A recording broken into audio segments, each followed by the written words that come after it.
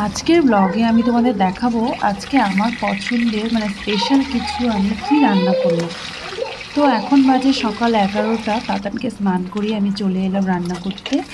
তো আজকে রান্না করব মাছ। এই দেখো মাছটা ভেজে তুলে নিলাম।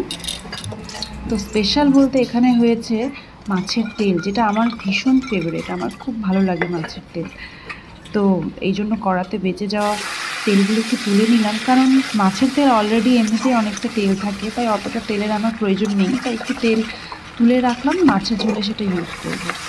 এবার তেলটা ভালো করে ভেজে নিয়ে লাল করে তারপর সবজিগুলো দিয়ে দিলাম কড়াতে।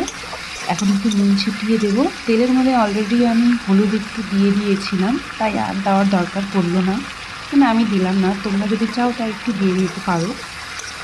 আর এখন আমি একটু ঢাকা দিয়ে দেবো, তাহলে সবজিগুলো ভালো করে সেদ্ধ হবে আর ভালো লাগবে, খেতেও বেশ ভালো লাগবে। আমার মনে হয় মাছের তেল আমার এত ভালো লাগে যে এটা দিয়েই আমি খেয়ে নিতে পারবো, অন্য কিছু আর আমার কোনো কিছু দরকার নেই। দেখো তেলটা অনেকটা হয়ে এসছে, আর একটু হবে।